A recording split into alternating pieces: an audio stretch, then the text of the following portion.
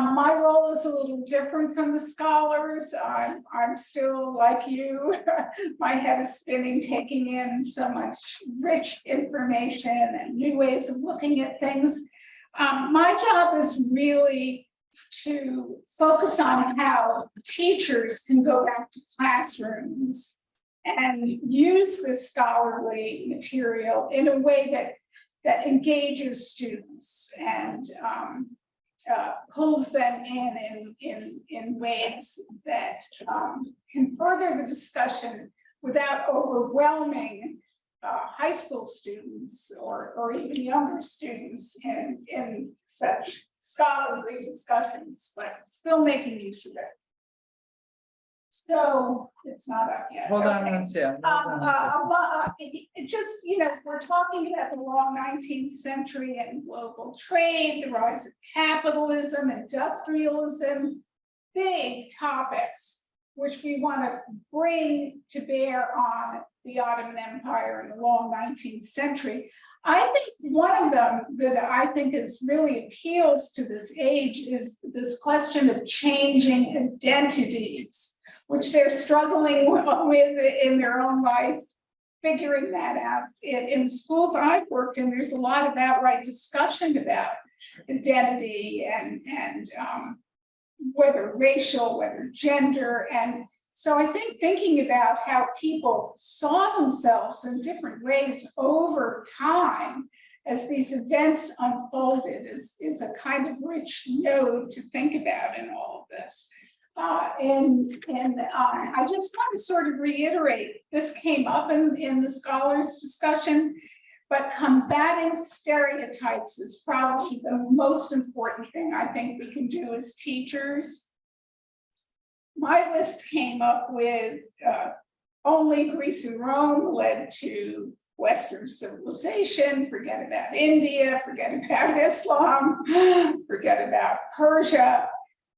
Eurocentrism, the West and the rest, taking it all from a European perspective, whether we want to or not, it's very hard for us to overcome that. Atlantic centrism, ignoring the Indian Ocean, for example, China as this insular civilization, Islam is, the religion of the sword, a clash of civilizations, which is dependent on the idea that there actually is an East and a West to begin with. And then the idea that the colonized lacked agency. Ottomans as the sick man of Europe is ironic, since it's really viewed as the Eastern question. So is it Europe or is it the East? And that there are all kinds of ironies coming from that. And then finally teaching World War I as the Western Front. It's the trenches. It's the Treaty of Versailles. This can really be re-emphasized to the war of the Ottoman Empire and the Treaty of Sèvres, and not the Treaty of Versailles, or at least changing the balance of how we teach these things. Because, of course, the effects are so relevant today of the war in the Ottoman Empire. Well, So if you could just scoot over a little bit, and I will be advancing your slides as soon as I bring it up as a presentation. And just to inform the folks online, our food, our usual, most unbelievably reliable supplier, Mediterranean Bakery, did not process the order, which was made back in June, and he did not call. Anyway, they're putting something together, but in the meantime, we have a huge spread out here if anyone is starving. But that would say to us that we are lucky, actually, because of the technical difficulties in the morning. And so I encourage you folks to stay online, who are online, and give the chance for Joan to do her usual amazing work that she does with classroom presentations and all of the adaptation of this stuff. And I will say that also we'll be talking about our shared past in the Mediterranean, in which Joan Brodsky Schur created the one for the era on the long 19th century. So let me now just stop talking and bring up Do you have to do presentation. this, or can I? No, I'm gonna have to advance it for you because of the way things are. Okay, so the second slide. But I will certainly do that. I just need to minimize the Oh, folks. the combating, can you do the second one for a minute? Yep. Oh, yes, here is the website. I only did one of the 6 units on the history of the Mediterranean, looking at it as a unit of trade and interaction, which Susan is referring to. They're all online and you'll have access to all the lesson plans. Okay, next one, Susan. Well, these are, in thinking about these lessons, I used Strader's idea of change in history. History is change, but change within societies rather than thinking of them as static entities that we sort of essentialize. Connections, because connections is about world history, and foster change, and then comparison. So I think these are 3 useful. If you're developing curriculum, this is a good way to think about it. So next. That's Advance? yeah, advance. Okay, advance again, because I did that. Yes, I just wanted to point out this little image. I think students get big ideas with images. I see some of you shaking your heads for using this. These are Shanghai's Chinese ships in the early 1400s compared to Columbus's tiny little ship. Not only that, there were almost 300 of these grand Chinese ships holding 28,000 men. Let's throw out our ethnocentrism and help students understand a different perspective. And then the next slide. Second, my cursor wandered up. There you go. Yeah, the next one. I love this map. I don't know how I came across it, but I have it tracked. This is an 1808 Ottoman map of the United States. And it's supposedly incredible detail about the Indian tribes and the places. And you kind of go, even I go, what? Who's marking my map with Ottoman, Ottoman script like this? So things like this, I think, really galvanize students. And well, then there's that Piri Reis map of Brazil. There's that Piri Reis map of the coast of Brazil and all of that. This is amazing. Yeah. Okay, the next map. I'm going to spend a little time on maps before I get to the lesson plans.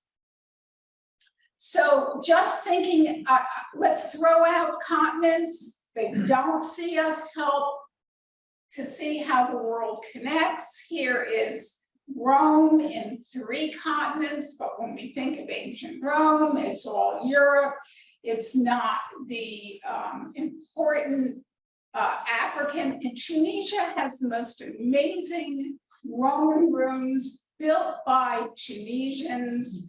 There are North American,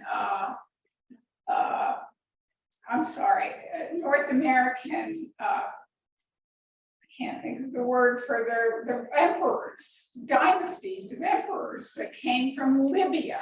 So let's put it back together rather than divide it from the beginning into these continents.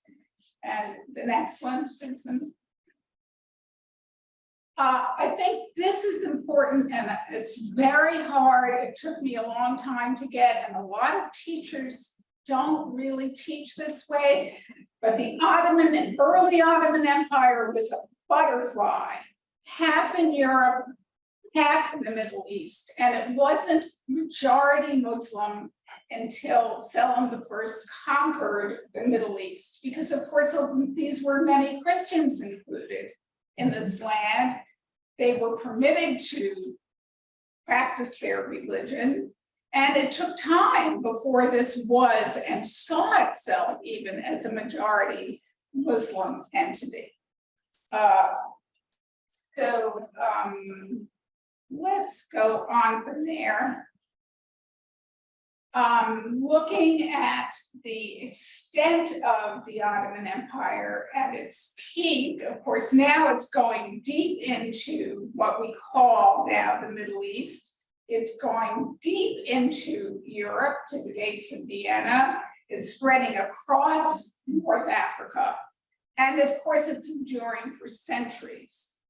And then another map, next one, Susan.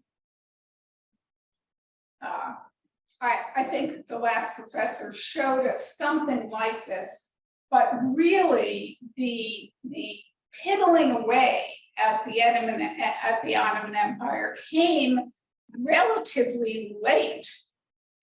It wasn't, a lot of times they talk about the decline right after the height. Yeah, But that's it it. took centuries. It took centuries. If you look at a map like this closely, you will see that really some of it was lost in the 1830s. 1717 was a loss, but the Ottoman Empire, the places like Belgrade, Sofia, all those Balkan territories really were lost at the end, most of them at the end, right before World War I. So this sick man, declining man, even a map showed that is really an image that doesn't hold up. So let's go to the next one, Susan. I don't want to rush too much, but I know We got some time. running. What Is the it kitchen okay? lets us know that they're putting something together, so let's just go for it. So We were only fasting in Ashura now. thanks. So the lessons that you can find on the Mediterranean, our shared past in the Mediterranean, are on 6 topics divided into 11 lessons, all focusing on Ottoman reforms and Ottoman reforms from within, thought about from within, implemented from within, although of course there were French coming to train armies, there were Germans coming to do some of this work, but at the invitation of the Ottoman Empire. So the lessons are kind of looking at the geopolitics in maps, the case for reform within the empire, Muhammad Ali and reform in Egypt, which is a major topic, Khair al-Din and reform in Tunisia, Sultan Abdul Majid. Abdul-Majid. Abdul-Majid? How do you say it? Abdul-Majid. Abdul-Majid. And Tanzimat, which is a very important topic. And then finally, there's a wonderful lesson on women's empowerment. Let's not forget about women in all these geopolitical. There were some wonderful reform movements asking for women's rights within the Ottoman Empire. So those are sort of the basic ones there. And then I switch to the next one.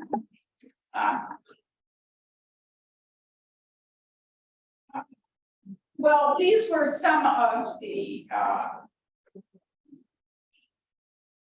items, some of the categories in which the Ottomans realized they had to change. They lacked certain geographical advantages that Europe had, coal to foster the factories, the Industrial Revolution, not really in the Ottoman Empire. lack of access to the Atlantic. They're at the wrong end of the Mediterranean for that. But there were also movements they understood turning to manufacturing, cotton manufacturing, and growth of cotton in Egypt, the need to militarize, get a better military, and to modernize schools in order to create a better military, need to build new infrastructure. And then there were the ideas coming out of Europe and Napoleonic legacy of rights and equalities of citizens and building of state apparatuses. And these were really coming. So there's sort of, the big ideas, the practical implication of these ideas, and political reforms. All of this is happening over time, of course. Okay, the next one. Yes, I want to spend a little bit of time on this. So the real meat of this starts with the thinkers of reform. People who, Al-Tatawi spent 5 years in France. He became a translator. He observed. He brought back in different things. He wrote for different ways to think about this. And I want to quote from him. These lessons all have incredible numbers of primary sources. And I think it's only fair that I give you a little taste of what this was like. So he says, and he's making a case for reform here. There's no doubt that the laws delivered by the prophets are the essence of true civilization to be considered and adopted. The principles and the rulings that have arrived with Islam have certainly civilized all the countries of the earth. And the lights of right guidance beyond, and the lights of right guidance reached beyond the horizons. Similar to the science we call the fundamentals of fiqh, they have the science of natural rights and natural law. Rational regulations stipulating good and bad upon which they base their civil laws. What we call the branches of fiqh, they call civil rights or laws. What we call justice and benevolence, they call freedom and equality. The love of religion and the desire to protect it, whose adherence distinguishes the people of Islam from other nations in power and defense, they call love of country. I think that's goes right along with our thinking of what happened when the nation state was created. And I just wanted to read one other little thing. You can see how he's working to engage people in thinking about reform. And I'll just read you a little bit more. In some, we may say the Arabs invented the compass and the Europeans worked to perfect and improve it and to produce it in large quantities. With the compass, captains at sea are guided toward their destinations. As a result, most kingdoms of Europe are masters of sea power. There's a lot going on in how he's making this argument, and the lesson goes into that and helps students look at it.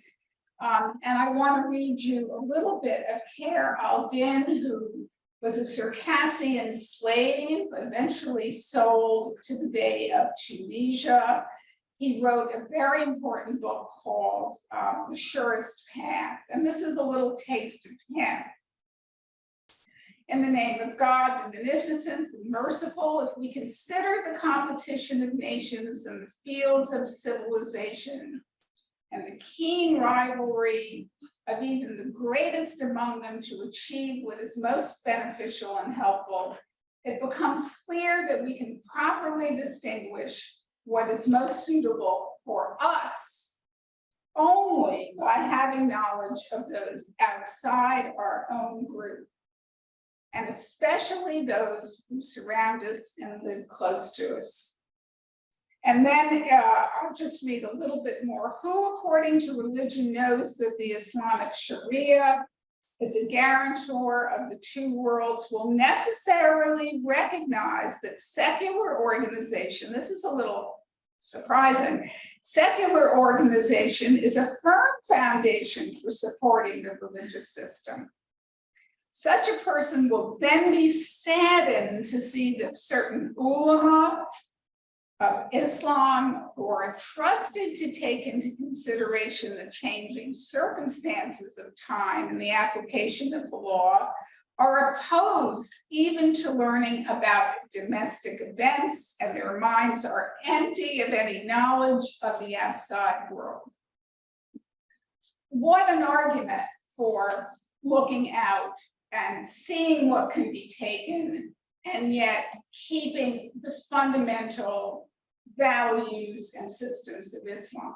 I mean, that's why I'm reading it to you, because only in their own words and only for students to see their own words can this really have an effect, I think. Those are in the lessons you were talking about? What? Those are in those lessons you were talking about? Yes, all of them. And Halida Adib Advar was a little later. She was a novelist, she was a journalist, she was a nationalist and a feminist. And with a little bit of problems in the nationalist era part because of Armenian questions, but that she's there as a feminist anyway. Should I keep going, Susan? Sure. Oh, and then I wanted to say, in this lesson, these thinkers are shared among groups of students when they read, analyze, and perform the documents.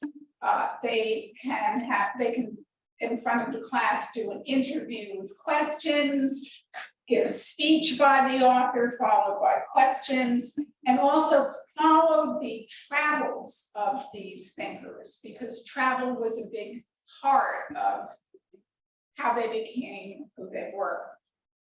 Okay, now the next one.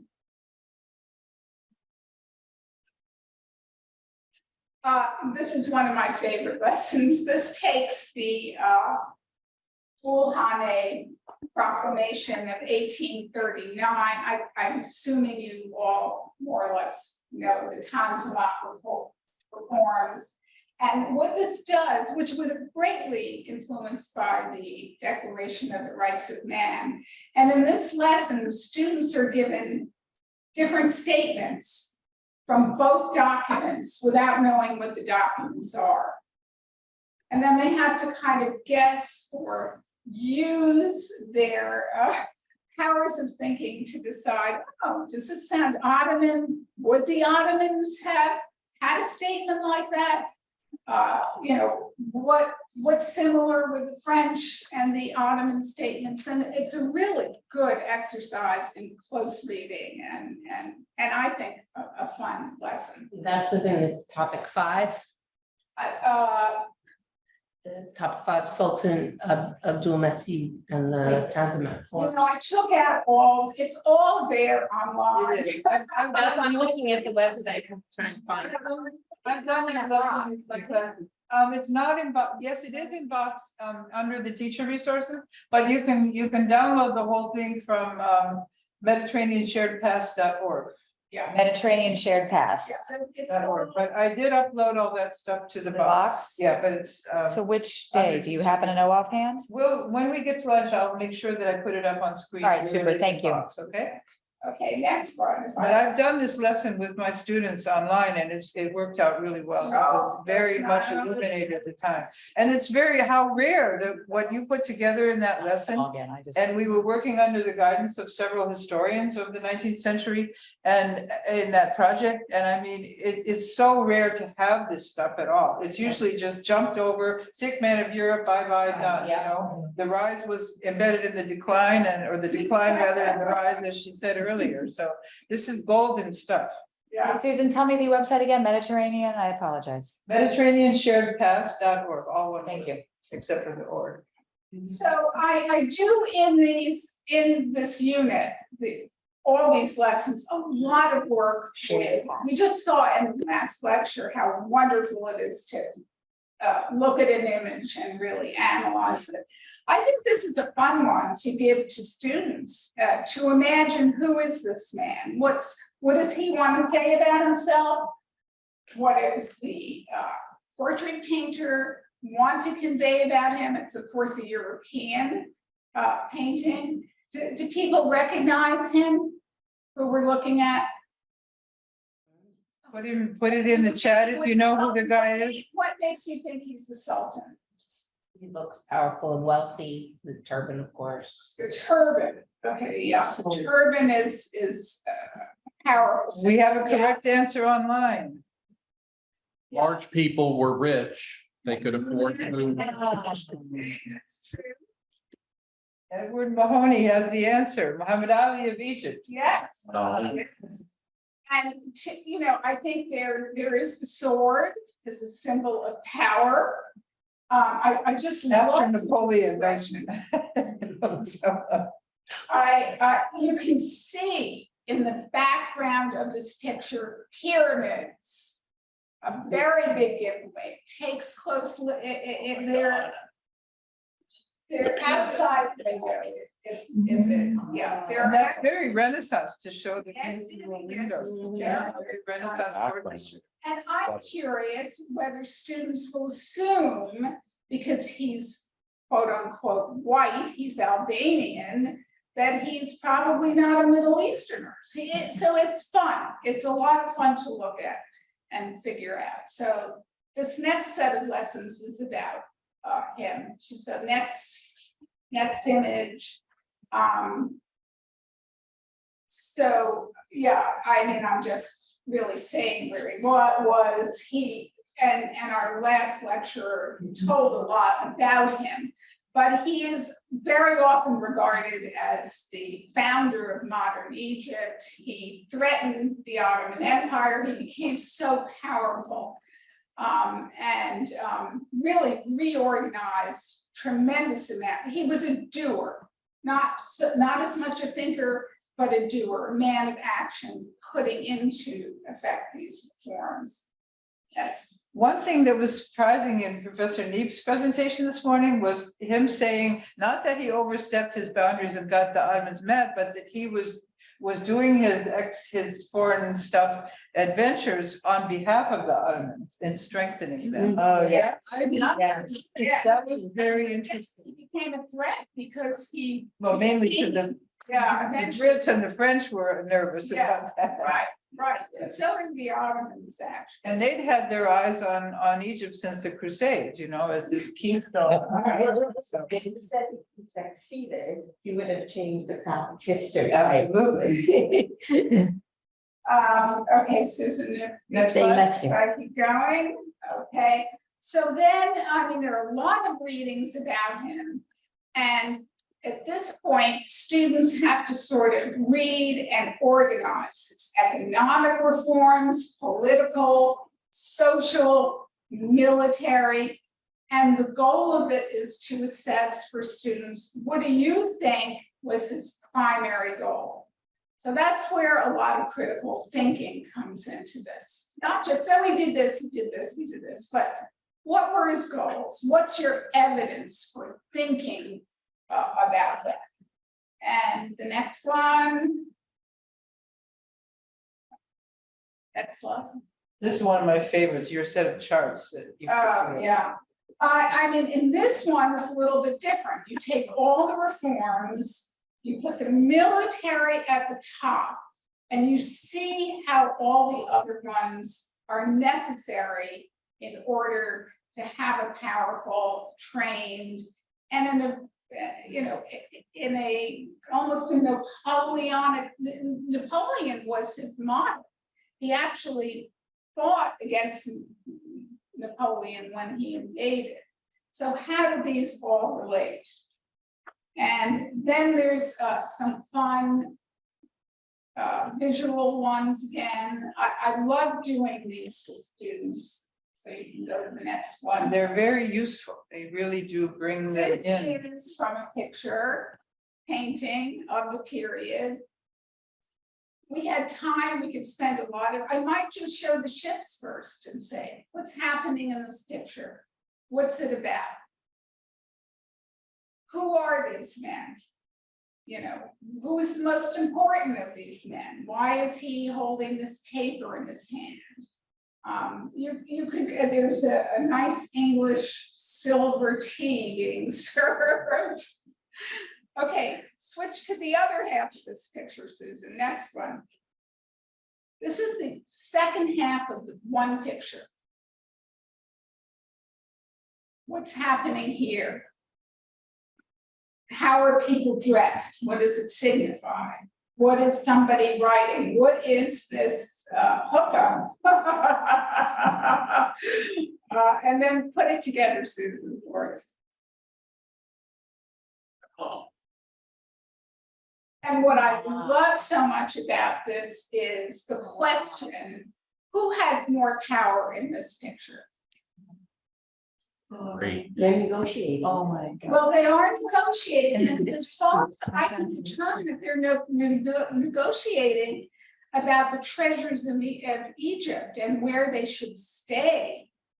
And with Muhammad Ali promising to keep them in Egypt and, you know, treat them with respect and so forth. But I just love the way he's sitting on the divan and so relaxed, so empowered through that very relaxed pose of his. This you know. has such similarities with, you're probably all familiar with the very famous picture of Lord McCartney coming to speak to the Chinese officials. I don't know if you've seen this one.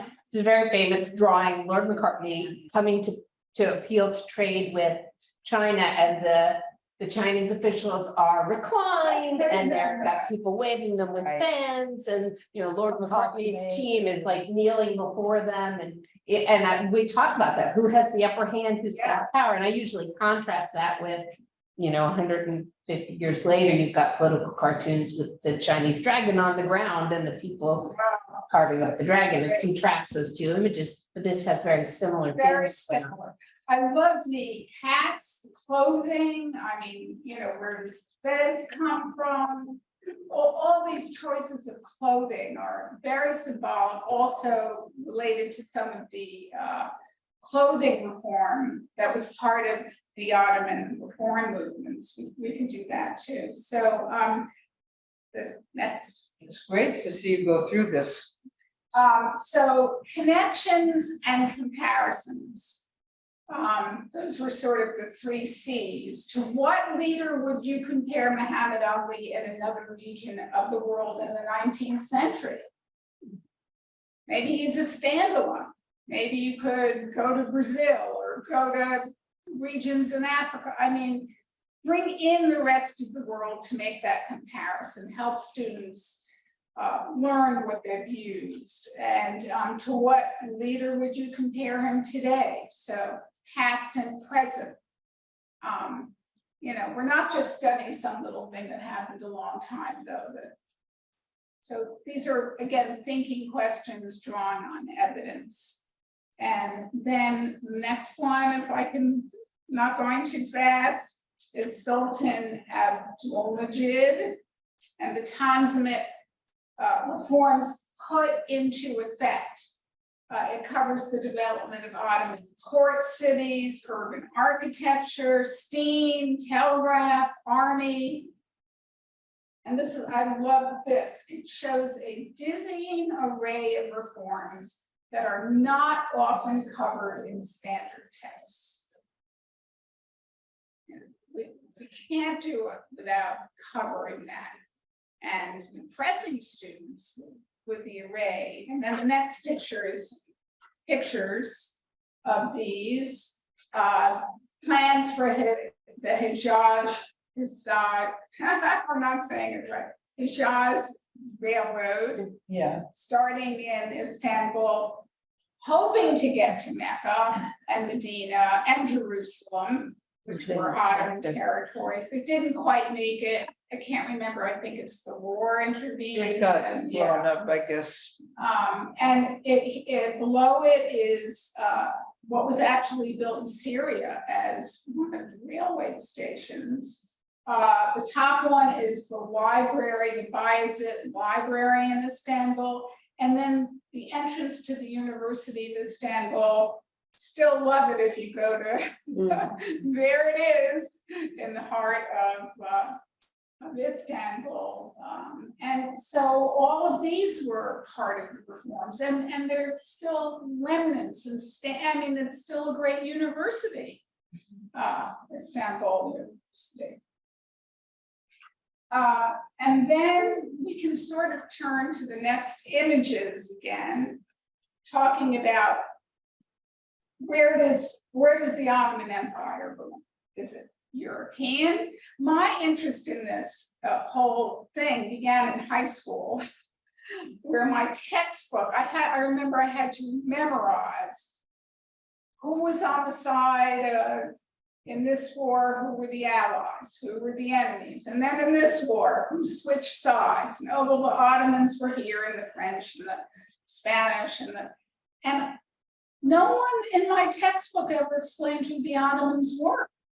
I just had to memorize them as parts of the alliances, you know, and that felt even to me as a high school student as, why is this missing? You know, why is this missing? So here are images, really popular images in England of Queen Elizabeth, her consort, and Abdulmajid, who also gave money to the Irish famine. Yeah. Against the British, story. the British, yeah. Sent a ship, I think, and. Yeah. And then here are the three potentates. I think you meant rulers. Victoria. Oh, I meant Victoria. I did mean Victoria.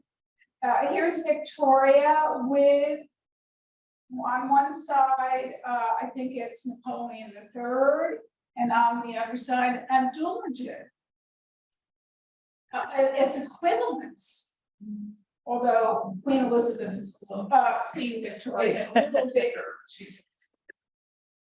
And then finally, the lesson on women. Shall I advance? Want me to keep going, Susan? Yeah, because this is sort of the concluding lesson. This I kind of came across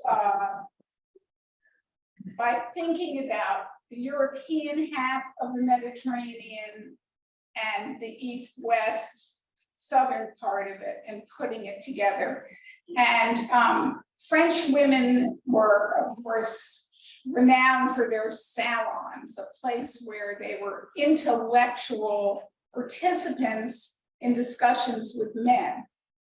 But there was also an older Arabic tradition of people in their home discussing, sharing, and not being rigid about separation within the home of men and women, at least among enlightened more.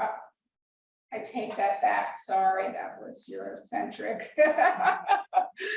I'm sorry, but where they could come together, but in the private sphere of women. They weren't in public. And then along came the press, and a lot of these women started publishing either with male names or in their own names. And so they took on a public voice at that point through the press, some of them under men's names. And this was at the same time that, for example, Egypt was becoming a nation or beginning to think of writing a constitution. So women were very much advocating for a role in that. And then the next slide shows, oh no, yeah, you can skip this one. This is sort of other women. The point here is that the class reenacts a salon. Their famous men, there's a list of them in the lesson plan. So the students take on these roles and then advocate for certain things at this time period. For example, it was a time where there was the hope of nationhood, so that figured in. There was industrialization, it brought in the printing press, means of discussion, and it was a very, very fervent period of debate. And so this allows students to kind of restage this debate in a woman's home, which I really love. Can I ask, how are these women getting an education? That they're learning to read and write? These women were getting an education? Well, these were elite women, and they were trained in a lot initially of the French schools, for example. There were a lot of French schools, I mean, hoping to proselytize. but- Traveled or had tutors? I was gonna ask that one. There were in the Middle East now, there were. Were they allowed to schools. travel? Some of them were missionary schools and so forth, but the effects of them were still important. And then the next slide. Yes, I just wanted to give you a sense of where this ended up. In an article in the New York Times, 1922, Egyptian women to demand freedom. Where is this story in our textbooks? Program calls for mingling of sexes, new social status, and higher education. And here are the pictures of some of the women. So, and do I have, let me see, is there anything else, Susan? We have just been informed that our food is coming within 10 or 15 minutes. I don't think And it is 12:49, so if you'd like to help us, or we can go to questions and so on. Is this image in the resources online? Because I don't see it. No, actually, and I will, there are some other lessons that I did on, that are posted at NYU, and you'll have this slide, my whole set of slides. and Can I you think share the it's- ones from it's in NYU there. also? Yeah, I shared, It's a Kevorkian Center? it's Kevorkian Okay. Center, NYU Kevorkian Center. I did one on Egyptian women and also 3 on, there's one slide, Susan, I'd like to show on World War I. Sure. Just one. You can skip every other one, but that one I'd like to show. Oh, okay. Well, we can, Here, let's keep, now let's skip this. I can come back if we have more time. I just want to get to one on World War I. so keep going. Yeah. World War I. I think it's really important to show the Ottoman front, not just the Western Front. Point of view of Ottoman and Arab participants, women, civilians, evaluating the effects of the Treaty of Sèvres, which was came after Versailles and dealt with the Middle East. What are the narratives countries tell themselves about the war? How do they periodize events? Turkey was fighting from the Balkan Wars all the way through to the War of Independence. It was just one long war, including, so a very different conception of the war. And in what ways do these different societies memorialize the